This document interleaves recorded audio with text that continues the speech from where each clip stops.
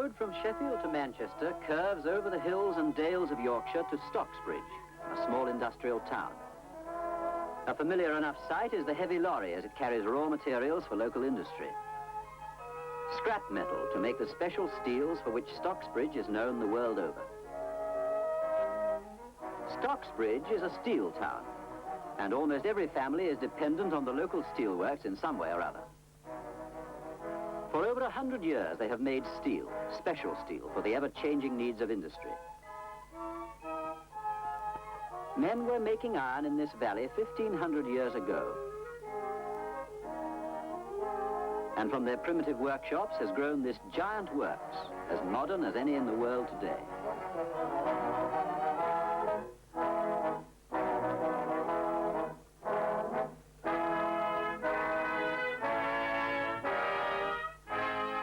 Here, tradition persists, and alongside the present is evidence of the past. In days gone by, brick lump made better homes than most, while Gentleman's Row was reserved for the foreman of those days. What memories, too, must linger on in Honeymoon Row. This is the Stocksbridge of today, and now here come the steelworkers. Nearly 7,000 men and women, and about half of them live in Stocksbridge. Many families have been in steel for generations, and local pride runs high. Some refer to those from nearby Barnsley as foreigners, or in even less polite terms. These are the men, and here is the metal. Scrap is the basis for most steels, and it's all carefully sorted. This is most important, for Stocksbridge specializes in tailor-made steels, the ever-increasing range of high-quality alloys, like those needed for modern aircraft and atomic power plants.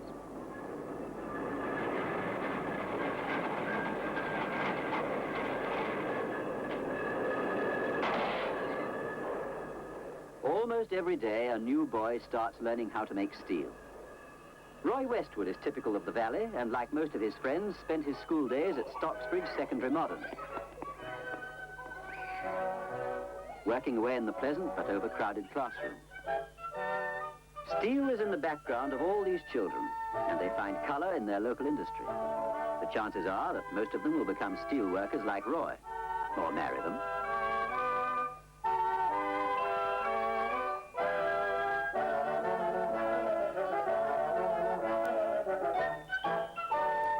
Those who want to make steel their job in life will go to Belmont, the works training center. All the boys get a basic practical training that will serve them well whatever they do, while the staff select them for one or other of the two main groups of steel workers, craftsmen or production workers.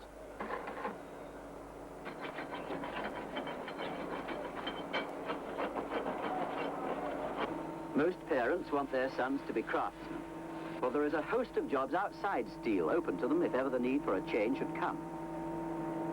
However, although much attention is paid to their selection and training, the backbone of a steelworks is the production man.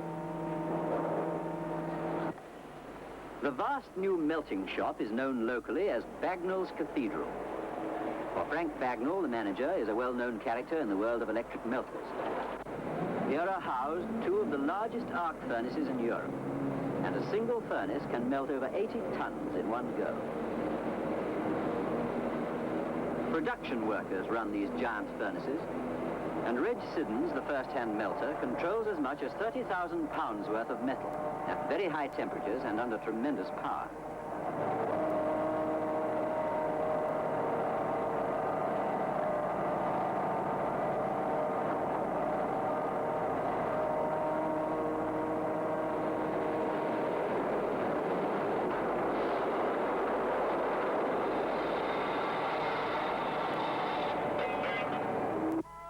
Reg is a Yorkshireman and born locally, with that tremendous pride found in most people who live and work in these parts. His parents were born here too, and he would hate to move away. He sets great store by his county, his daughter Maureen, and his very responsible job as well.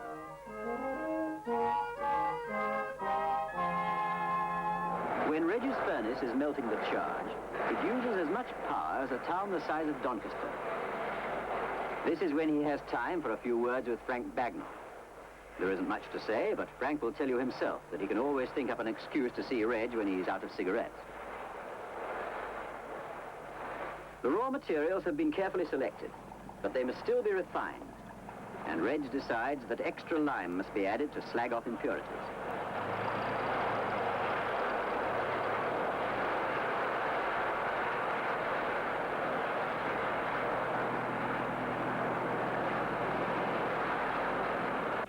Electronic machines analyze the complicated alloy with precision and great speed.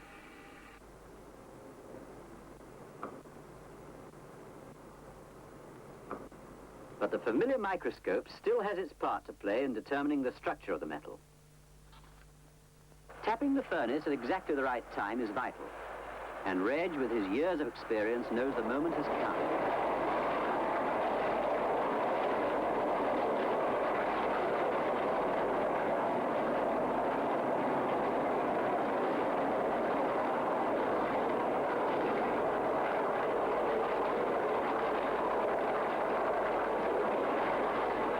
Sure, the melt is a good one, but further laboratory tests will prove the accuracy of his judgment.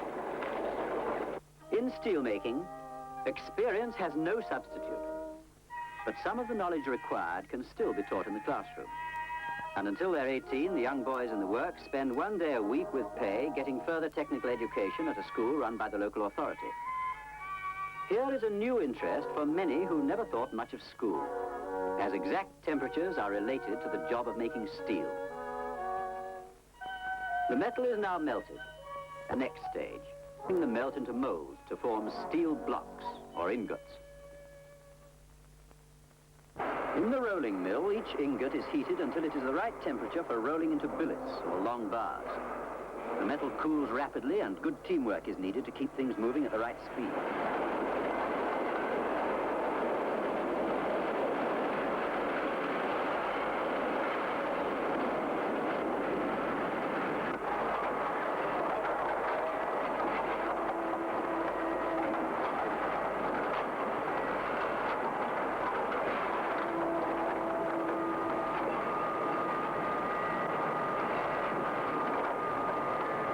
Nearest to us is Arthur Eastwood. Just now, he's the team's number one, the screwer. His right hand controls the pressure on the rolls.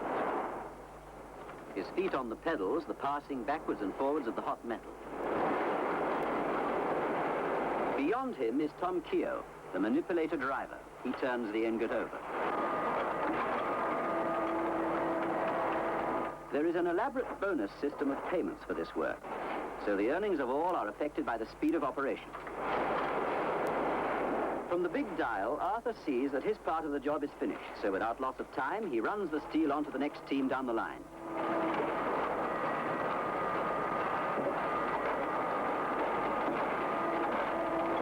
Production bonuses are discussed locally by the men's union representatives. A new size or type of material often calling for extra payment. The only thing that we want is equalisation of pay weight without that material. We don't want 1 ounce more or 1 ounce less, just equalisation. But you are really asking for more by asking that this 70% should be applied to sizes that we haven't rolled until we can prove that something different would be the correct thing to apply. We have an agreement, Mr. Lingford, which gives us a 70% on all stainless ingot between 2 ton and 6 ton, and we're going to stick to that. But you haven't an agreement that suggests that the addition for 1 ton ingot should be lifted to 200%. No, but we have the... Men and management don't always agree, but most differences are ironed out so satisfactorily that there have been virtually no strikes this century. Teams, in the fullest sense of the word, the rolling crew change places every hour. Arthur can now rest as Tom takes over as screwer with Harry Rogers manipulator. Behind Tom stands Harry Day, the roller. With years of experience to his credit, he is now responsible for all rolling in this mill. Now the rolls open wide to take an 8-ton ingot. This is a new alloy, and tests are needed for research. How will it roll? Will it crack if worked too hard? These are some of the questions in their minds, for there is real interest in the job itself. Steel makers are fascinated by their work, and they talk shop continuously, in the mill and at home. And this can be very hard on a woman.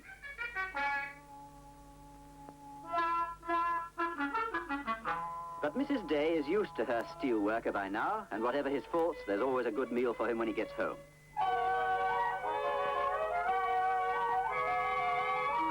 The Days live in a comfortable semi-detached house on the Stubbins estate, where there is plenty of space for trees and gardens, which is fine, so long as you don't mind a walk.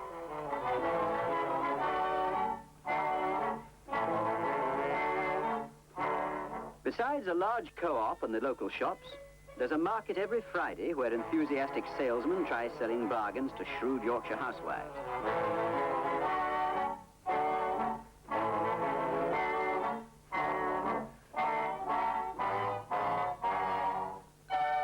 Some bananas, perhaps?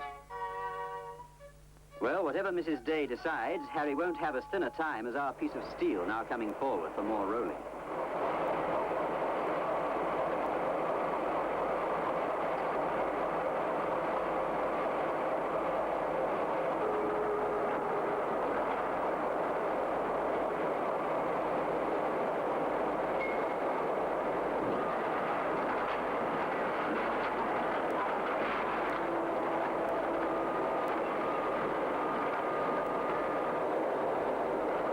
Harry has been making final adjustments, and rolling stops while he checks for size. Steel workers have their say on bonuses and conditions through their union, while their views on other matters can be aired in the Works Council just as well. Any other business? I should like to ask a question about these 15 to 16-year-old lads who are coming into the industry. I feel there's a lack of supervision of these lads. Can anything be done about it? I'll call on Mr. Morley to answer that question. Well, Mr. Chairman, when boys are in any department, the question of discipline is a matter for the departmental management. All the boys are following definite courses of training, and if Mr. Silburn is in any doubt about the program that they're following, he can find out more about it within his own department. That is a question I would like to ask. Men in the melting shops and hot rolling mills have suffered most during the recent recession. Could Mr. Thickett give any hope for improvement in the future?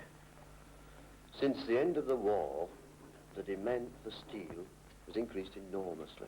And there's little doubt that with the high standard of living, there will... Production workers and craftsmen side by side in discussion, and in the mills as well. These engineers are changing roles. And here, an electrician is joining power cables. Like other craftsmen, Stan Collins has spent much of his life outside steel, and his skill is such as would be in demand anywhere in the country.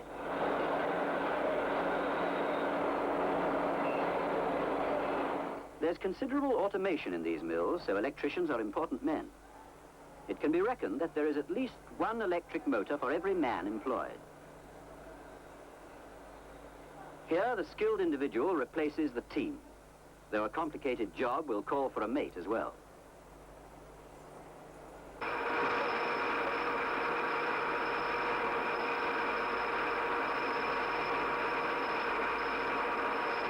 In the engineering shop, the largest machine can be handled by one man.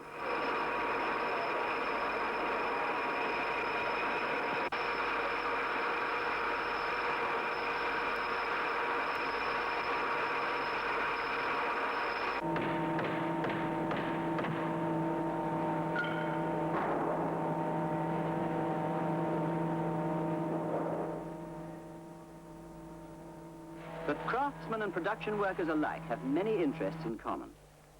And everyone buys the Works magazine. Over 6,000 copies are sold within 48 hours. In this issue, there are nearly 4 pages of weddings, and that says something for the family feeling.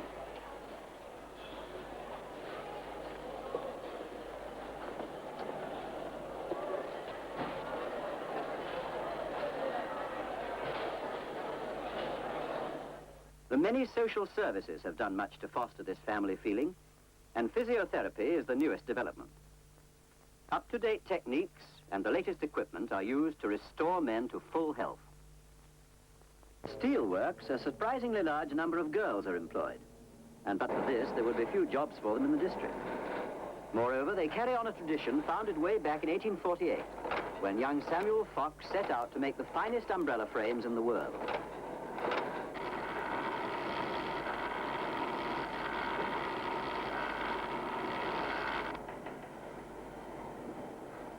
Telling one umbrella frame from another is easier than knowing if this is Jean or Joan, or Joan or Jean. Christine is doing an unusual job for this country, making small springs for instruments and watches. A new industry for Stocksbridge, started up to meet a wartime emergency.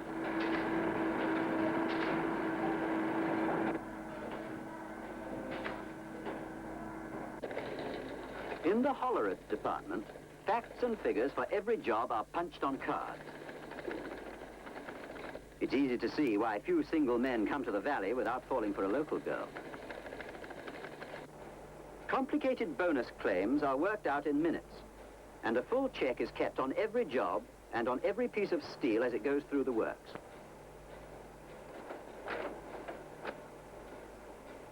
These mechanical brains can trace the steel from the scrap dump to the final processing in the cold-rolled strip department. This machine rolls a special tough stainless steel for motor car trim, and diamond hard rolls give it the final mirror finish. From these machines, too, come 98% of the steel used in Britain for razor blades. Once again, teamwork is the key, and Pam Buxton is backed up by John Kay. John used to be a number one, and is now taking it easier to give a younger man a chance. But as with many steel workers, his spare time is no rest cure.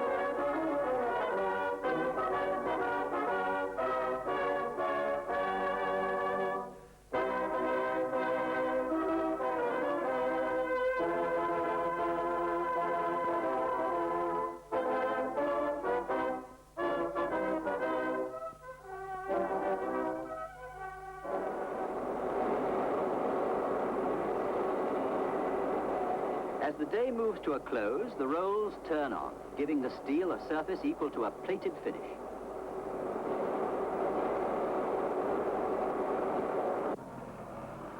This, too, is the finish for some of the shift workers. But in the local council chamber, work has just started.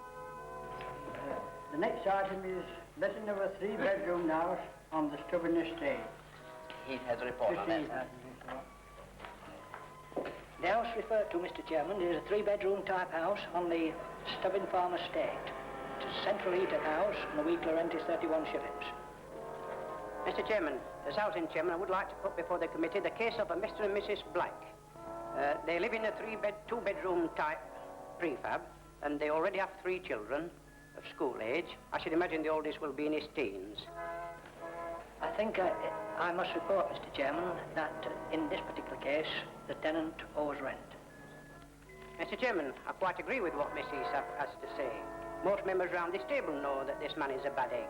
But I feel sure that if we rehoused him, it would make him realise his responsibilities to his wife and family, and this council, and I'm prepared to move that this house be handed to this family. Mr. Chairman, I'm willing to second this resolution in order that we may safeguard the future of these children. Any amendment? Approve of these. Thank you. Such a problem is unusual.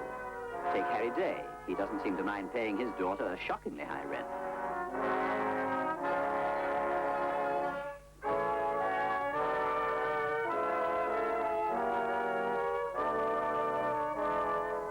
But life in Stocksbridge isn't always as peaceful as this. You killed that fellow! You... Please, I didn't know. I didn't understand. You don't understand anything. You never did. You never even tried. You... Hey, no! Oh, sorry. That won't do. Can we try it again with Alf in this position here?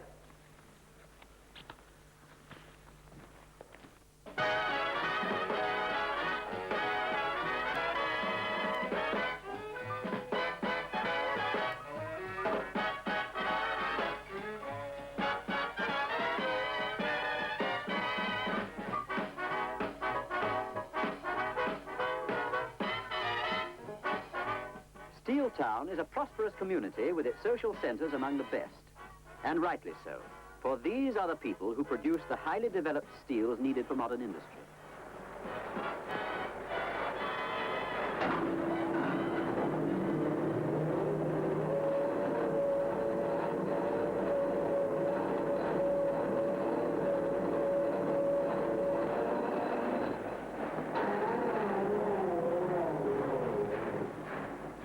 They work well and they play well.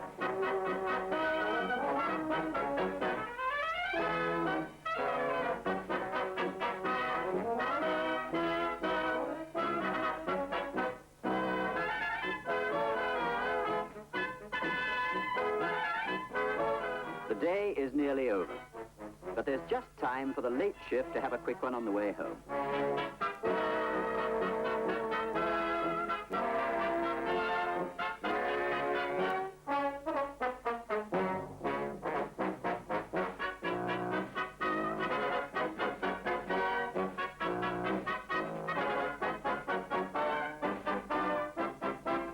The people of Stocksbridge depend on steel for their living, and we depend on them. These are the men who are producing the new steels needed to build the engineering and scientific achievements of our age.